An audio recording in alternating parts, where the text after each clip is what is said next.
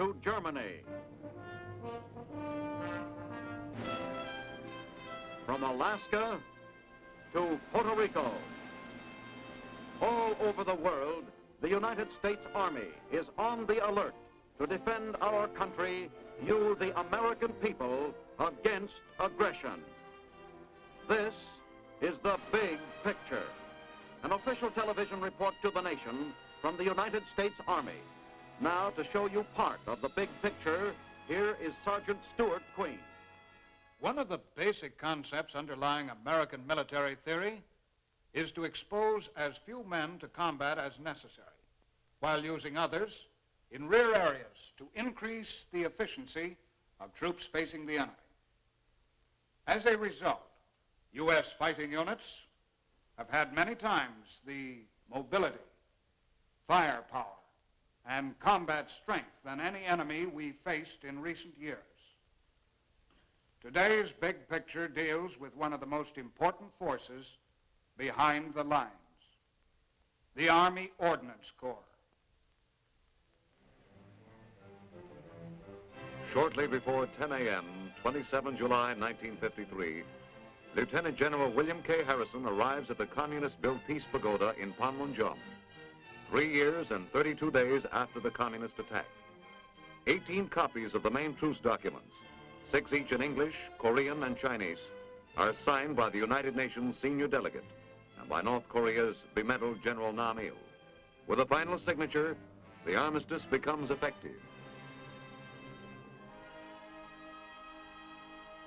Meanwhile, for the men at the front, the last day is the longest, the hardest to take. In 9 languages, they hear the ceasefire order. For most, there is no jubilation, simply a feeling of sober relief. By early afternoon, across the narrow waste of Korea, 2 million men are briefly at peace. Happiest among the frontline troops are men with the big R coming up. They have figured to the hour when their accumulated points make them eligible for rotation and home.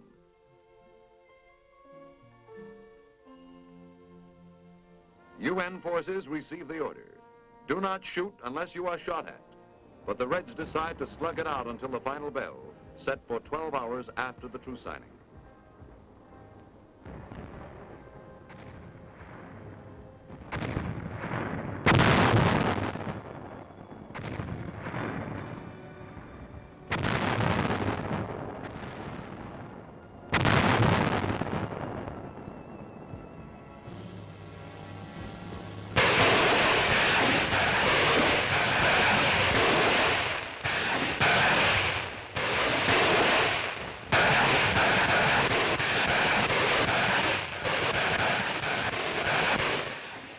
These last senseless hours of battle, communist troops pay heavily.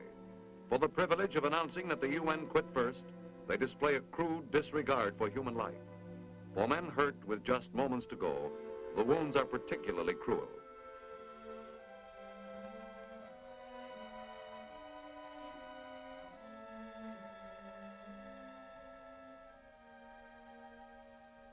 Next morning, familiar sounds are gone. Usual operations thankfully forgotten. Briefly, it is a time for rest. In accord with the terms of the armistice agreement, which demand that both sides pull back 1 1/4 miles on each side of the battle line, American units begin the demolition of their bunkers. Material which can be used to build fortifications further back is saved. Nothing which could be of the slightest value to the enemy in case of a sudden attack is left behind. To complete the job, every defense post along the neutral zone is completely destroyed.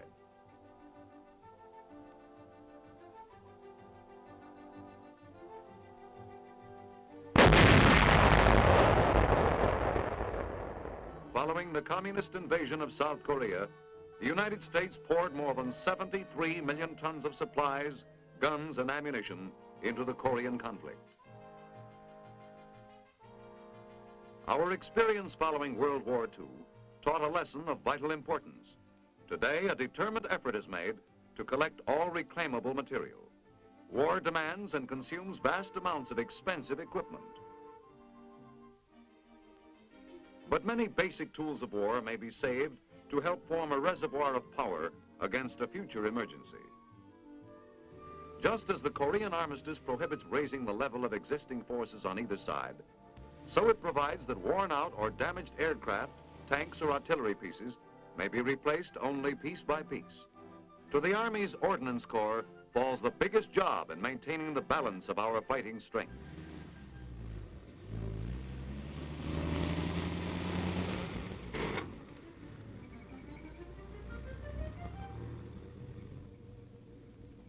Today in Korea, the United States Army is engaged in one of the largest salvage operations in history. From the southern ports of Masan and Busan, used and damaged vehicles and equipment of every description are shipped to Japan for reclamation. The tremendous success of Operation Roll-Up, when surplus World War II supplies were restored, provided the example for the Korean salvage program.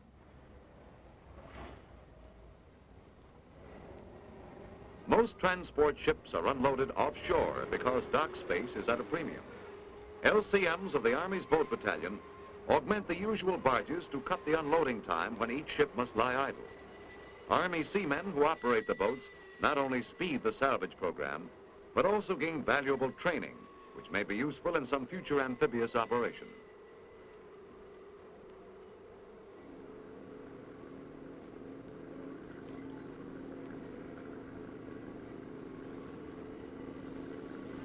With thousands of tons of equipment arriving daily, cargo is transferred from ship to shore on a round-the-clock basis. From the port city of Taura, the bulk of the material is shipped to nearby Yokohama.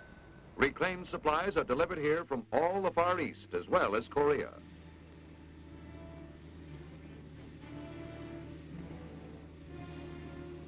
Maintaining a modern, well-equipped army runs to millions of dollars a day, but untold millions are now being saved thanks largely to economies effected by the Ordnance Corps. Perhaps the Army's greatest strides in getting the most defense most economically are being made in the salvage rebuild operation. Today, vast numbers of vehicles and equipment are rescued from the graveyard to receive a second life.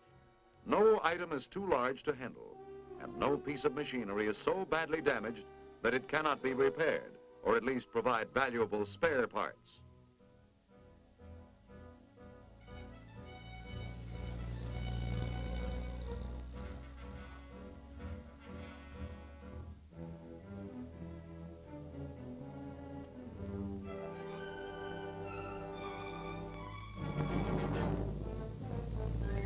Contracted by the U.S. Army, Yokohama's Sagami Engineering Company is the largest of its kind in the world.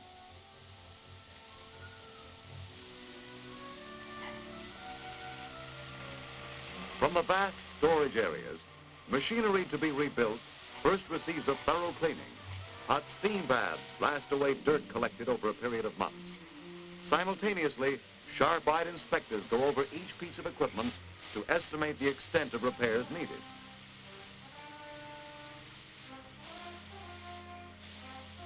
Manpower is supplied by skilled Japanese workmen. Industrial power, which a few years ago worked against us, today is a valuable ally in strengthening our defenses against communist aggression.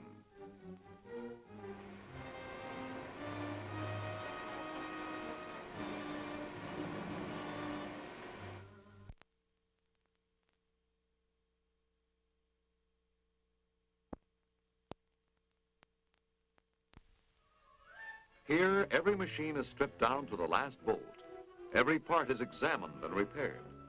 By using modern assembly line methods, the flow of rebuilt machines through the factory has been steadily increased. Before shipment, every item receives a thorough final testing. Rebuilt vehicles, as good as new and in some cases improved, cost but a small fraction of the original model.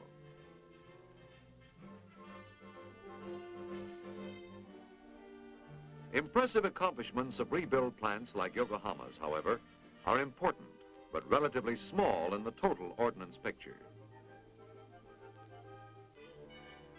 In the United States, at the heart of the Army's ordnance network, are 43 major depots, some so vast that trains are needed to bring workers from the gate to their jobs. Depot business is big business. Ordnance is the largest technical service in the U.S. Army. and spends nearly half of every Army dollar. The responsibility is tremendous, but ordnance planning and execution are more than up to the job.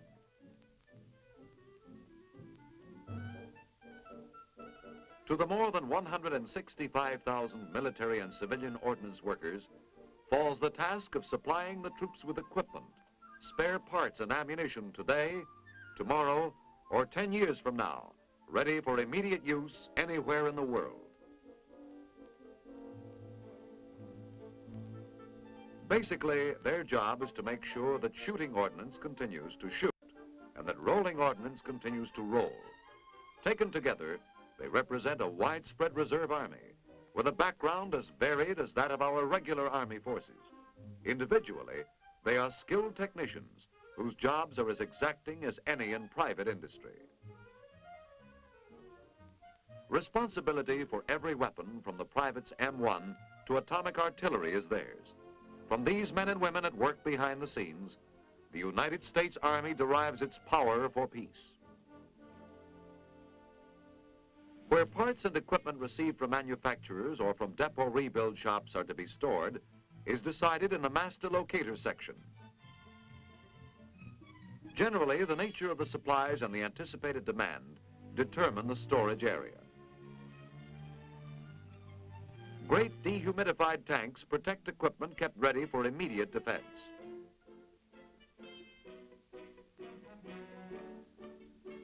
Boxed parts processed for long-term storage receive canvas shelter.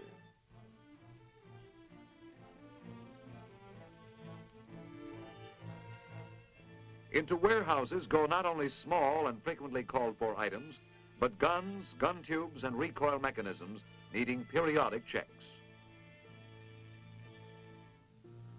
Above the warehouse bins are reserve stocks for bin refills. Bins are laid out to take care of the smaller parts ordered most frequently in small quantities.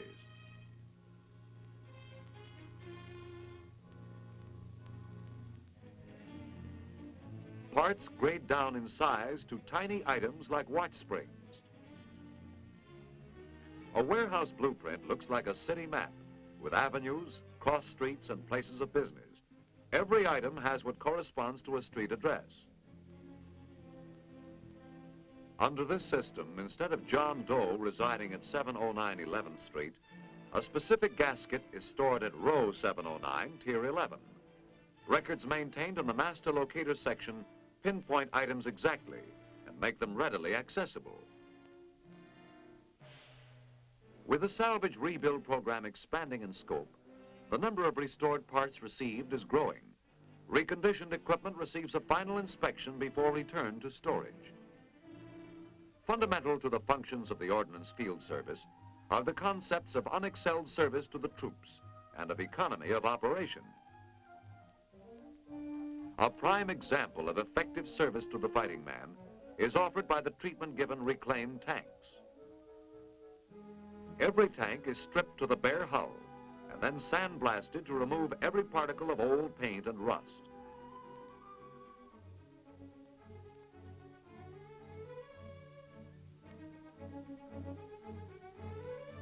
Sub-assemblies and minor parts are ready during painting. Engines are torn down and rebuilt from the bottom up. Reclaimed parts are used whenever possible. Dynamometer testing assures perfect reconditioning. Each component is handled by specialists. Gun and mount are put into top operating condition. Improvements are built in with every overhaul. Rebuilt engines and other major assemblies come together right on schedule. When a completely overhauled tank moves off the line, another is waiting to take its place. Every tank which has been given a second life is double-checked for speed, firepower, and mobility.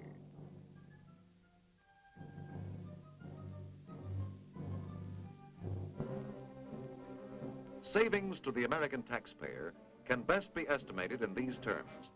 New medium tanks cost approximately $160,000 each.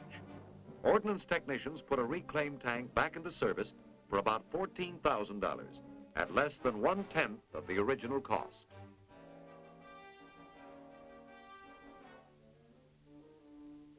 Tanks not worth repairing yield valuable spare parts. Nothing is wasted. Essential to the smooth working of a tank turret are 150 bearings of the finest tolerance. Their steel alloy composition alone makes them valuable. When out-of-date tanks are scrapped, every turret bearing, as well as any other salvageable item, is recovered.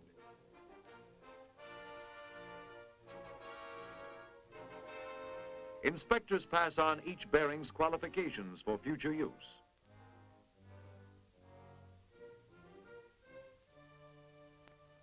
Each year, Army Ordnance saves thousands of dollars by demilitarizing small arms ammunition, which has become unsafe for use. Ammunition handlers start the process along a conveyor into a delinking machine, where cartridges are separated from the belt. Specially designed machines extract the bullet and the powder from the cartridge.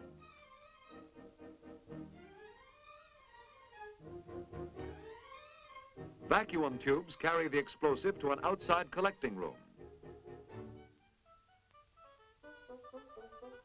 Bullets and cartridge cases are directed into separate positions on the conveyor belt until the bullets reach a collecting point in boxes.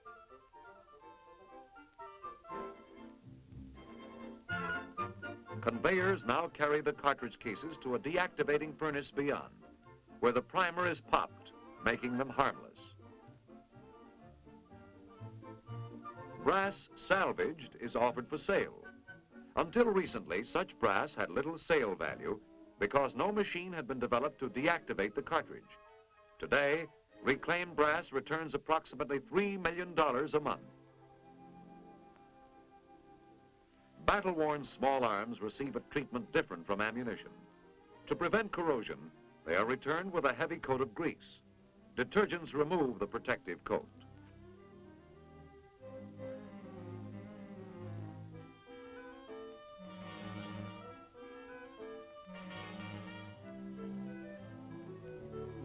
Immaculately clean after the bath, the rifles are sent to the small arms shop and completely disassembled.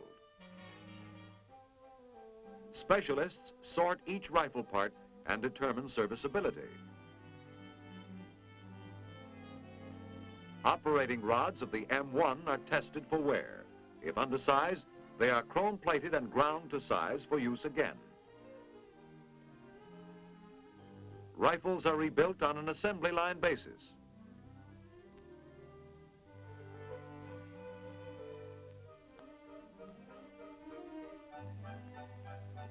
Every gun is test-fired in the gun-proofing room to assure quality. From stock, it will again become some soldier's most valued possession.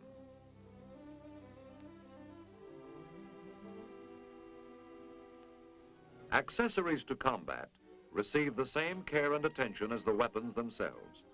All worn and damaged Army tires pass through Ordnance tire reconditioning plants.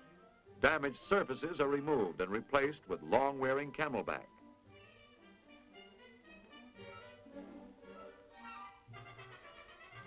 When baked, tires come out as good as new, ready to be placed once more on equipment which the mobility of a modern Army requires in 1,000 different ways.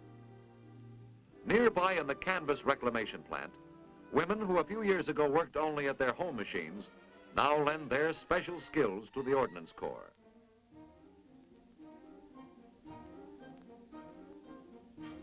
Of the 13,000 women who work in the depots, a great percentage today have jobs that prior to World War II were held only by men. The mechanism of a carburetor or a thermostat is no longer foreign to these women. Rightfully proud of their contribution to the defense effort by taking on more and varied positions, they also free men for other and heavier jobs.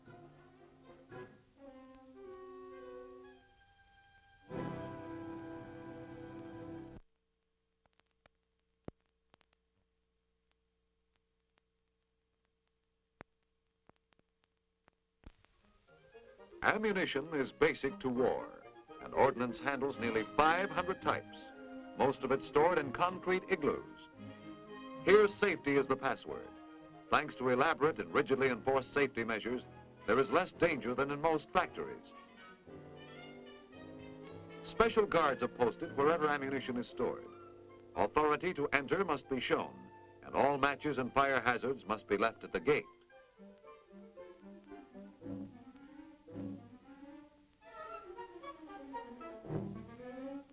Each lot of ammunition is inspected at least once a year to determine that no cause exists that might contribute to malfunction. Ammunition handling is cautious business, calling for constant rechecks. It has no counterpart, except possibly in the chemical industry. In the bomb renovation plant, bomb casings deteriorated by exposure to the elements are restored under conditions as hazard-free as safety engineers can devise. One at a time, bombs weighing up to 2,000 pounds pass on a monorail through doors of 3-inch armor plate for shot blast treatment. The room has 3-foot-thick reinforced concrete walls. No one is permitted in the room while the shot blasting is in progress, and the doors cannot be opened while the operation goes on.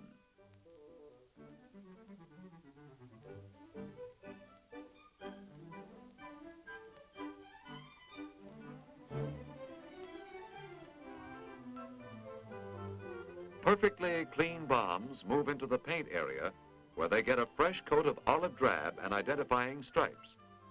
When a bomb reaches the end of the line, it is ready for storage or for delivery where needed. The same meticulous care and planning which material received in the rebuild and renewing stages extends all the way down the line. Great emphasis is put by ordnance on top-grade preservation, packaging, and packing. The condition of supplies when received is in direct ratio to the quality of its packing. Every item is carefully cleaned and the critical surfaces prepared for protection. Ordnance uses many types of vapor barrier materials and preservatives, as well as cartons and boxes in the packaging process. This guarantees that spare parts as well as equipment are in the best possible condition when received by troops. After receiving the right kind of preservative, items are cartonized in an assembly line operation. Wrapped packages are waterproofed with a thick coat of molten wax. Each package is carefully labeled for easy identification. Packaging and identification go hand in hand. While some items must first be wrapped and the package waterproofed, others need only to be dipped in a preservative compound such as plastic. Such compounds resist deterioration and damage.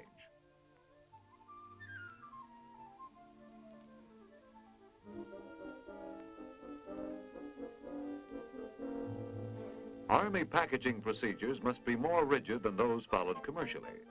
An individual box may end up on some soldier's back for transportation to the front. His life and lives of his buddies may depend on what's in it.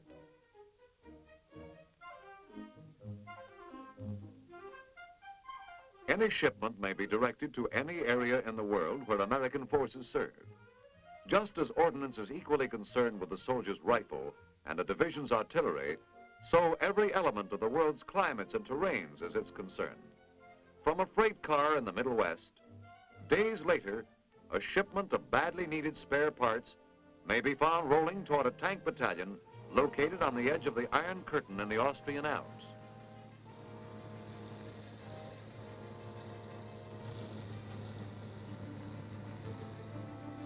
The scope of ordnance's task is enormous. As well as designing, producing, and supplying the major portion of the Army's hardware, finding new products like all-weather lubricants, which keep tanks running smoothly, is its responsibility. Every factor of weather and geography where American troops are stationed or may be called upon to fight must be considered. Ordnance products must be rugged, long-lasting, and above all, practical wherever needed. Korea's long, hard winters and mountainous terrain tested the battle-worthiness of U.S. equipment to a degree impossible even in the best laboratories. Ordnance's quest for the best weapons and fighting machines attainable is an unceasing one. Constant experimentation is an integral part of the Corps' program of improvement. In the remotest, most inaccessible parts of the world, if there are U.S. troops in need of firepower or hard-to-find replacement parts, ordnance can be counted on to come up swiftly and economically with the right amount of the right stuff at the right time.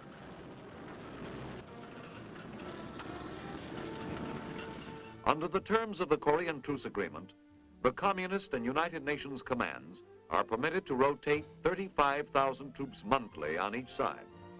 Of Communist intentions today, no one can be sure. But for the men arriving in Korea who will guard the truce line, two things are a certainty. Their weapons, equipment, and supplies, by any standard, are the world's best. And as the mightiest industrial power in history, the United States is capable of producing arms sufficient to smother any future aggression which may threaten the security of the free world. In the final analysis, to the American soldier, nothing is more vital, nothing more precious than the weapons giving him his strength in combat. Traditional American inventiveness and imagination in production and supply are staunch guarantees of this strength.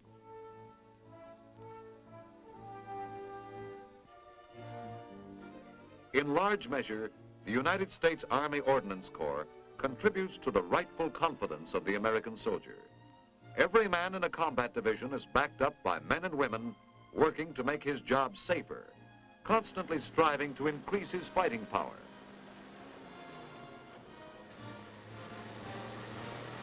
In battle, there is no place for equipment short of the finest. The Ordnance Corps' diligence and unrelenting improvement of weapons is one of the greatest safeguards to the well-being of the individual American soldier and to his country.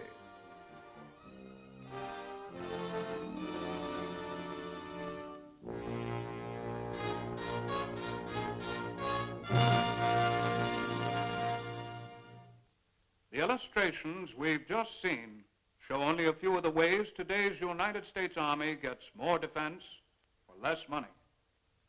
The effectiveness of our ordnance program depends on good management. Cutting costs and at the same time improving quality are two key contributions to good management and thereby to the national security. Now, this is Sergeant Stuart Queen, inviting you to be with us again next week when we will present another look at the big picture. The Big Picture is a weekly television report to the nation on the activities of the Army at home and overseas. Produced by the Signal Corps Pictorial Center.